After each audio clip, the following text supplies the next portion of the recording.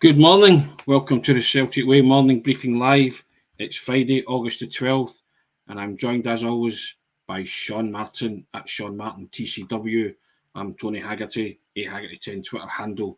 You know that by now. You're sick of hearing that and seeing that, but we still put them up anyway, just so you can give us abuse or share your humour or whatever. And I'll draw your attention to the bottom. We've always got a deal for you, and it's £1 for 1 month of full access. You can join us. You know what to do. Hit the subscribe button, www.celticway.co.uk/subscribe. 2 days in a row, Sean, I'm in short sleeves. It's unheard of. It'll be melting in East Kilbride. It'll be melting in the Riviera. Costa del EK. Costa del EK, indeed. How are you? Fine and dandy, Tony. Aye, yourself? Yes, indeed. Apart from sweating. Yes, indeed. Looking forward to looking out the window at the weather. And that's what I was doing there. That kind of stuff, you know. But if everyone else is enjoying it, good on you guys. Excellent. Now, Sean, the bandwagon heads to Rugby Park, down the M77, Kilmarnock. Andy's team looking to make it 3 Premiership wins in a row. What's your thoughts on that? Can they do that? Yes. Right, wrap it up. Excellent. That's guys. That's in a word, yes. See you Monday. I mean, as I always do, I kind of look at the opposition a wee bit, and Kilmarnock. It's been a draw and a loss to start their return to the top flight. So you wouldn't say it's been a massively positive start, but then it was Dundee United, who were obviously top 6 in Europe. Less said about that, the better, I suppose. And Rangers. So you could argue they were expected to take 0 points for those games. They took 1 point. That's maybe grasping at straws on their behalf. But nonetheless, but that came after wins over Fraserburgh, Montrose, and Stenhousemuir, and what was a pretty weak, a pretty light League Cup group. Because the best team that they played, Partick Thistle, held them to a draw at Rugby Park and took the extra point on penalties. So I would argue that was an underperformance, even though they qualified, Tony. Sure. I mean, apart from that, it's Derek McInnes, obviously, that's the Kilmarnock manager now. You know roughly you know what his tactics are going to be and what they'll entail. What I would point out is that they've actually had a lot of the ball in their games, except the one against Rangers. And that obviously goes back in at the Championship last year when they were one of the better teams, one of the best teams. So there's that to consider. How will they cope with not having the ball at all, essentially, against Celtic? Because you'd imagine Celtic will be pushing 60, 65, even 70% possession, plastic pitch or not, ball in the air or not. So, there's that to consider. Shape-wise, McInnes switched switched between a 4 and a 3 so far at Rugby Park. But the first 2 matches, he's went kind of back 3/back 5 against Dundee United and Rangers. And as I say, drew one, lost the other. So again, regardless of what type of team McInnes puts out, you know generally what his tactics are going to be, Tony, don't you? You do indeed. And Celtic have not had their problems to seek at Rugby Park down the years, and on the plastic and whatever. But is it a day for the return of the Mac, the Giakoumakis, Sean? Just a couple of comments coming in there and saying they would play Giakoumakis. Now, I put my head in the block last week and said he should play last week, and he didn't. He came on. But yeah, Gary McDowell, I was referring to that, should start for me as a very little space for Peel to run into behind. But could you not argue that for virtually every game, apart from maybe Rangers and maybe one of the Hibs or Hearts games? Of course, could you not argue that? Of course you could, but Kyogo's never getting a game then. for argument's sake, would you bring Georgios Giakoumakis in to start, Sean? I would have no problem seeing it, because I think I genuinely get the impression if he's on, he'll score. So right. I don't think it's out with the realms of possibilities. Also not started in the 2 games yet, so maybe. I still lean towards Kyogo. Tony, what about yourself? You going doubling down on Giakoumakis this week? I'm going to double down on big Giakoumakis and say he'll start this week. Could be wrong, because Kyogo. Okay. I thought Kyogo was quietish last week, but scored the opener when it mattered. Took the chance really, really well. And I know there's that school of thought that if he's fit, Kyogo's the natural starter, and I still kind of go along with that as well. But there's just sometimes I think that games are tailor-made for people. Thought last week's was, and I think this week's is also. tailor made for the likes of Giakoumakis. So yeah, I think he could make a starting appearance. But again, I'll leave that to the manager. He knows best. He watches him training every day and gets a feel for it. But you try and second guess him, don't you? We try every week to do it. Aye, and I like doing it. I like doing it. I'm going to outlaw the phrase, "Oh, well, he'll know better," or not, because it's obvious, it's implicit. We don't manage Celtic, but we'll get a go. We'll give it a go at and that's exactly what we. So we give it a go. So we'll be the championship managers every week. Try and guess 11. But yeah, I just think that, and like you, I think he's confident that he'll score every time he takes to the park. And more to the point, he's raging if he doesn't. So yes, indeed. And I did like his quip the other day in the Q&A when he was talking about George's Samaras, who told him not to take the number 9 shirt because of who'd owned it previously. And when he asked the question, who owned it previously, George's Samaras said to him, me. so he goes and takes the number 7 shirt. Takes number 7, I know. So there you go. So he clearly wasn't... the lesser renowned number 7 at Celtic guy. It's John McCauley coming in with a comment that I think a lot of people will say. I still don't think that we'll see it, especially from the start. Seen them to get on the pitch together for a wee bit against County, but I think it's wildly different doing it from the start, Tony. That's why I just don't think it will happen out with injury problems, especially with the wingers that he's got there available as well. Because you would probably be, assuming he's not going to change formation to get 2 actual centre forwards up front, then you're probably going to be playing Kyogo out wide, aren't you? So that means dropping one of Maida, Jota, Abada, Forrest, all them. So I still don't see it. I just remember in when Tommy Burns brought on Di Canio, Van Hooijdonk and Cadet all played in the same team. I think Celtic were trailing 1-0 at the time. And on the Three Amigos came and they turned it round to win 3-1 at Rugby Park. Celtic played in the famous Bumblebee strip, for those that remember. And I think there's just that kind of clamour to see what the two of them would produce together. It's always an intriguing one, isn't it? But I like yourself, I don't think that will happen until times where it's maybe needs must. But I think he has a set game plan, doesn't he, the manager, and he likes to stick with that. So, David Gillespie, no chance Kelly or Water in that pitch. Got to try and get some kind of advantage from. Yeah, I mean, I don't. All right, it might frustrate from a Celtic point of view, and it might not make it as watch-worthy as it otherwise might be. But I don't really blame teams I don't blame them for employing these wee things. I don't mind it. Actually, Tory, on Rugby Park, I didn't go as obviously with Dingwall last year. I went last 10 years and stuff. I've only went last 5 years with Rugby Park because until obviously last season they played them all the time. But last 5 years at Rugby Park, Celtic have taken 7 trips, and their record is 1-4, drawn 1, lost 2. Yeah, isn't actually that great. So you were right to say that it's not necessarily been a great place to go. The one I was remember, the one that reminded me was the loss when Malumbu scored. Last minute, But no, Malumbu's was like midway through second half. Stuart Findlay's was the last minute. The last minute, I knew Malumbu had scored. But they lost 2 that year. Rugby Park 2018, lost twice in that year, which I can't imagine happens to Celtic all that often. To be losing Stevie Clark's team, wasn't it? Stevie Clark's team. It would have been, aye. Yeah, well, they claimed a lot of scalps, to be fair to them. Finished up. It wasn't. But I mean, as always with Celtic, when they win it, they tend to win it well. So, the goal difference there, they've scored 12 goals in those 7 games and only conceded 5, but they lost 2.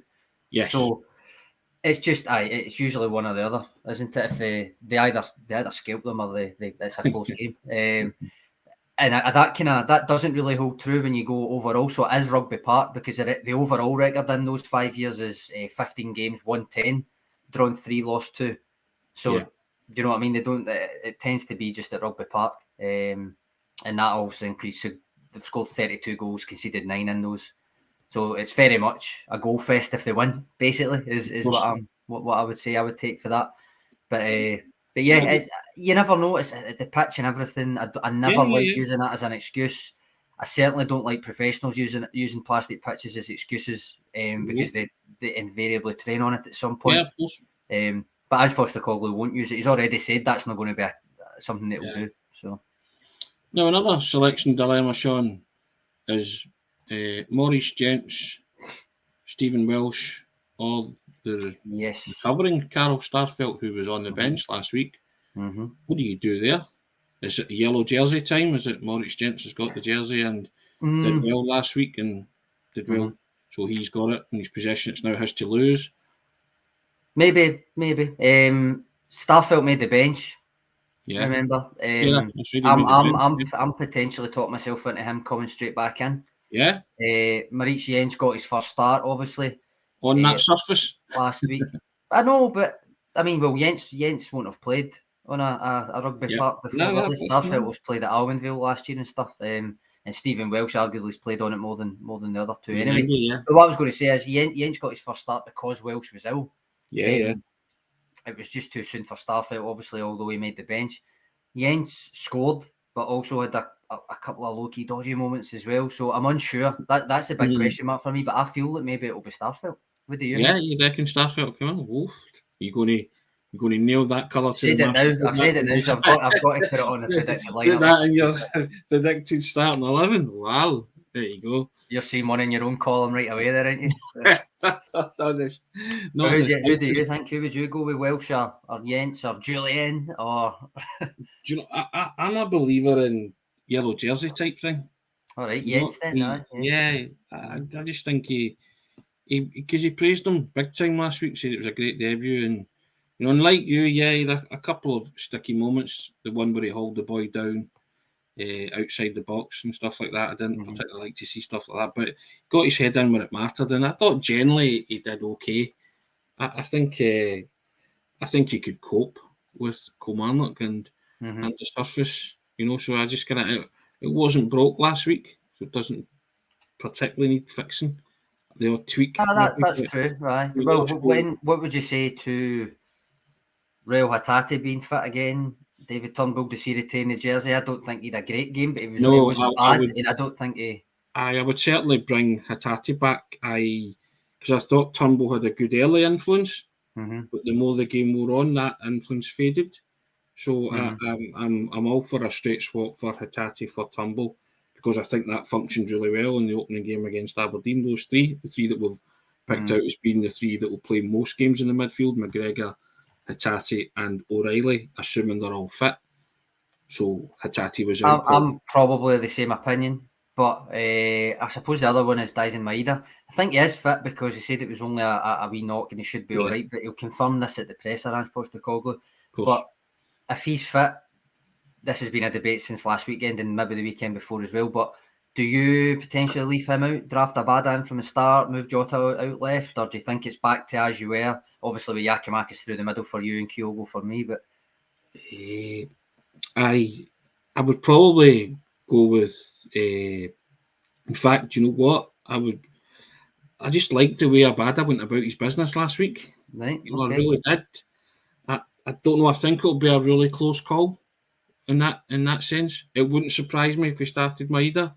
But again, it wouldn't surprise me either if Abada get the nod and it was Abada, Jota and Giakoumakis.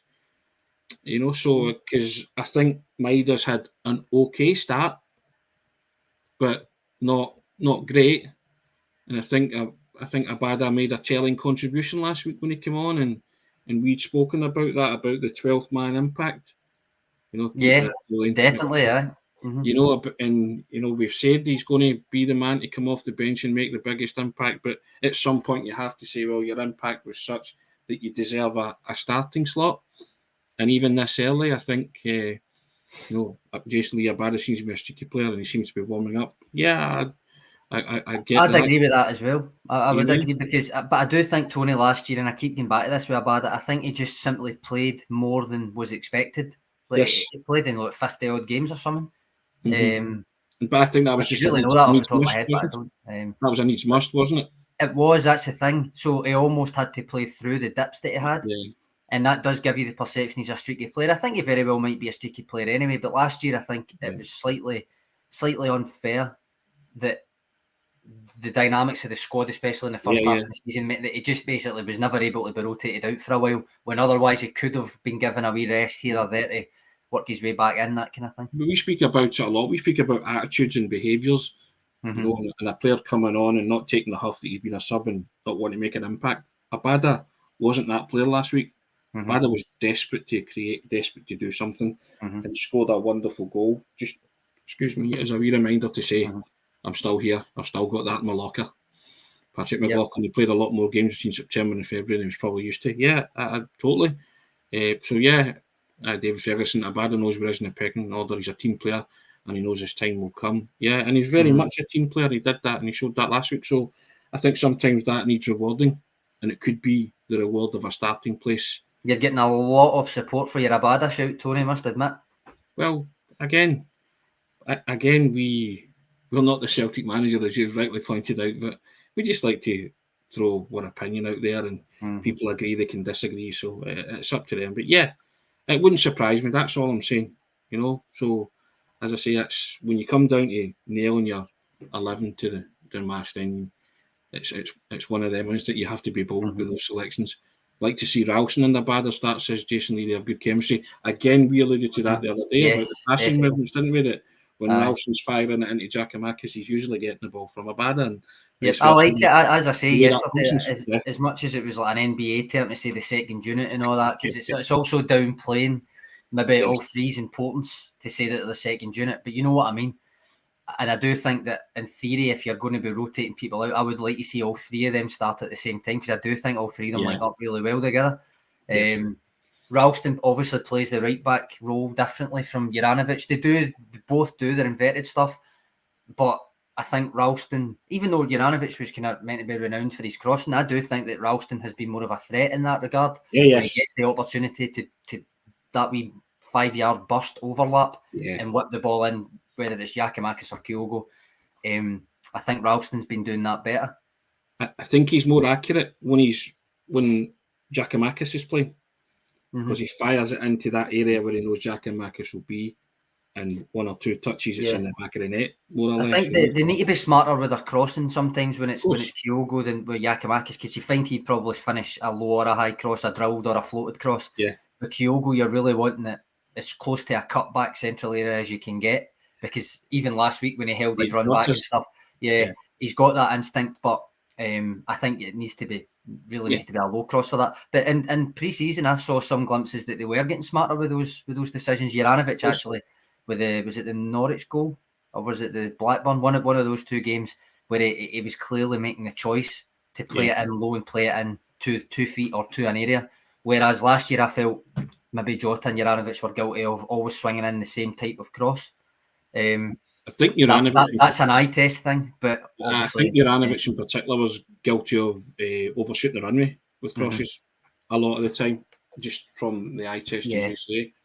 You know, we actually did a piece on the site. I think it was maybe February or March. It was Owen Brown had written a column just in general on the areas that are like, the optimal areas to cross from and stuff, which was quite interesting. I'll maybe look it out and put it in the comments for after it. But yeah, that was something I was kind of trying to notice in pre-season. Where are we? Like to see Ralston. Talking of records, Indian Bone Singer asked, what's McInnes's record against us? It's actually, you can get that on Transfer Market.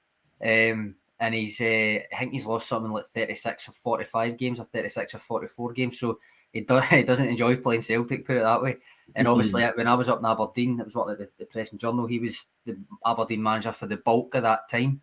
And that included the trebles and getting to Scottish Cup finals, but getting beat off Celtic and different things, and obviously the Brendan Rodgers season, the most famous one, the Rogic goal. So no, I can't imagine that Derek McInnes enjoys playing Celtic, to be honest, Tony.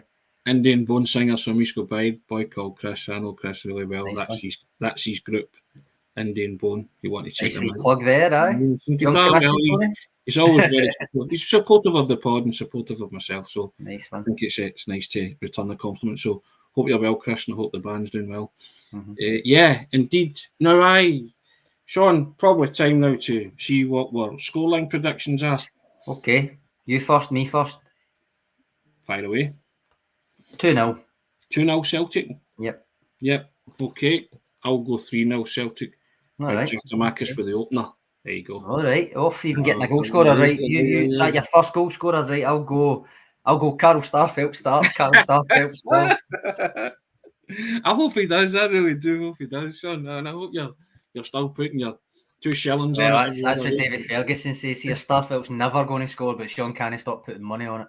I've not done it yet because he's not been playing. That's a bit pessimistic, David. Come on. Always got to be positive. Well, all I will say is that the two, and this is Gary McDowell saying, the 2 guys who have started at left centre back so far this season have scored. But Starfelt didn't score from left centre back at all last year. So there we go. Now, Sean, yesterday there was some big news regarding the TV deal. Now, I know you, this is a subject that you want to have a wee bang about or rip about. Well. The current deal's to 2024-25, is that right? Yep. I believe. And it's like 27 million for 48 matches. Now, the new deal would be 29.5 million for the right to screen up to 60 matches from 20, is that right? Up until 2029. Yep, that's it. With the option for a further 10 matches for a further £4 million. Yes. Now, a lot of people were disappointed by that, saying that it wasn't a very good deal monetary-wise, financial-wise, and there was all sorts of pay-per-view caveats added to that. Now, I wanted to get your thoughts on it because you're quite big on this, aren't you? Well, they're not wrong to say it's not a good deal. I don't think it is either, because not necessarily because of the sums of money, although that is an argument as well, but because it's basically all you're getting, because Sky have the rights to them all, really, when you think about the way that it's actually made up. There's actually a really, really informative Twitter thread. Grant Russell used to be with STV, then Motherwell, now with West Ham, I think. Dodges to read that. I should actually have linked it, but I've not. But he basically broke it down that they basically do have the rights to them all, but this is what the maximum is that they'll show. Now, obviously, people were kind of saying about, especially last week, for instance, when the blackout meant that Ross County couldn't show to UK customers, Celtic couldn't show to UK customers, that kind of thing.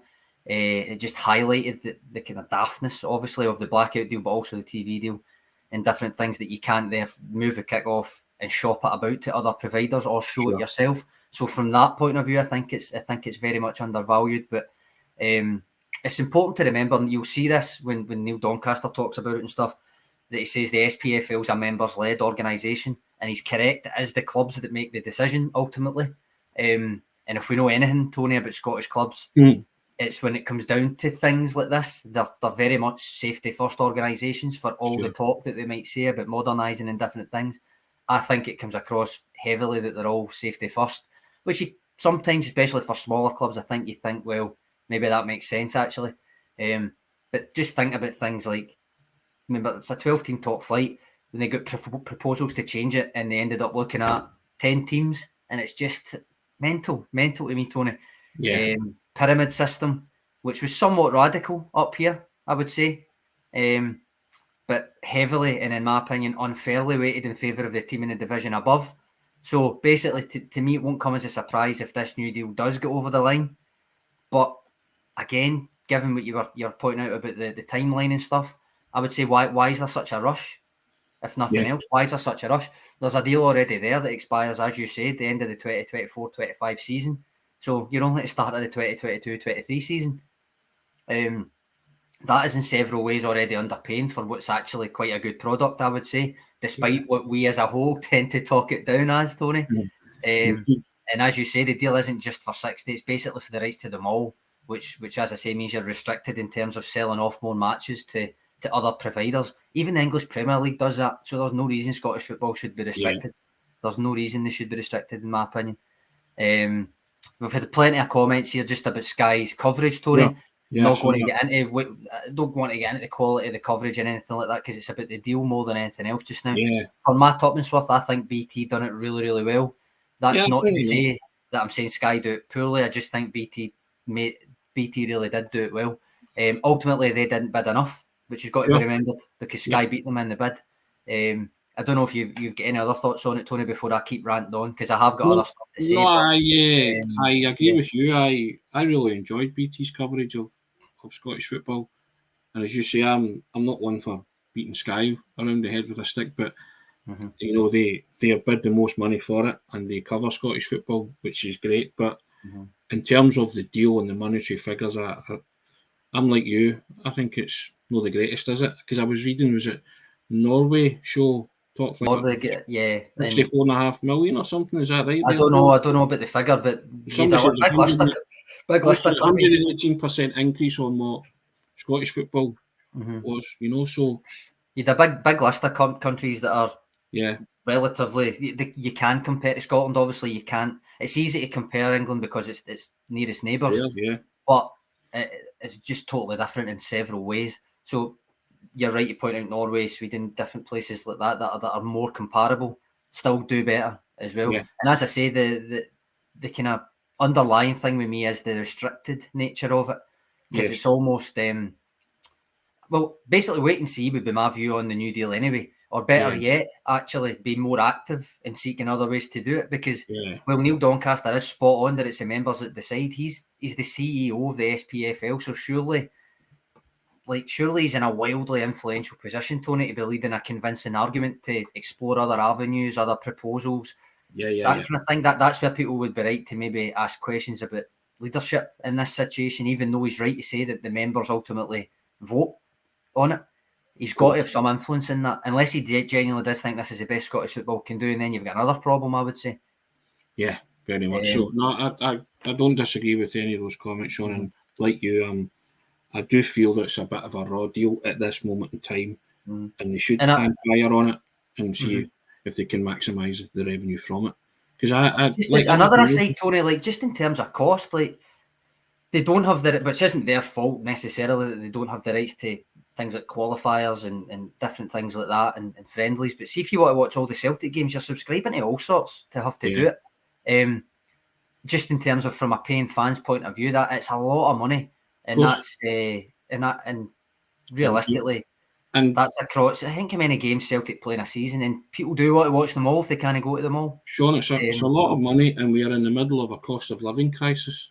Correct. So you know, I think that somebody needs to get their heads together and offer, you know, football fans a better deal so they can watch their team regardless of who they support.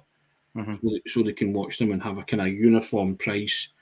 And, you know, a uniform go-to place where they can get all their games if they want them streamed.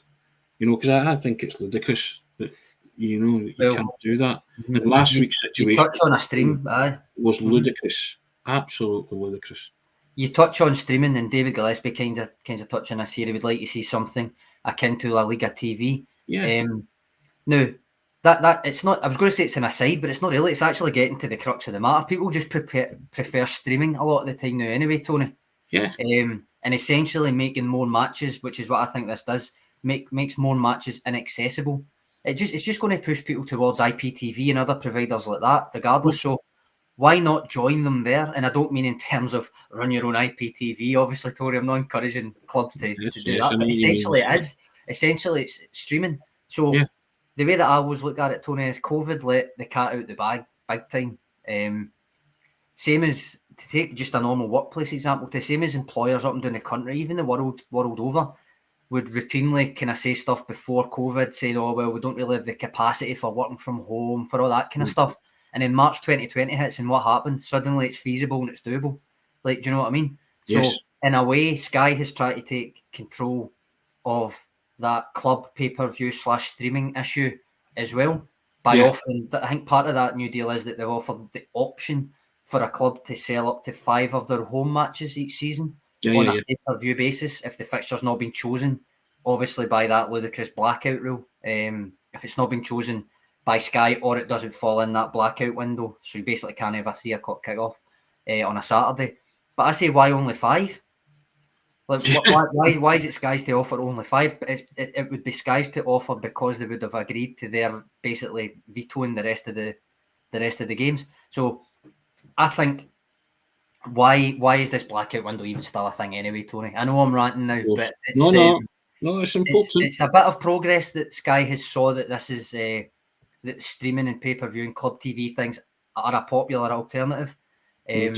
But is it worth locking into a contract that they need to offer it, basically, the 5 games? I don't think so. And sooner or later, the blackout will change. Anyway, Tony, I think it's that kind of thing of restricting your own product.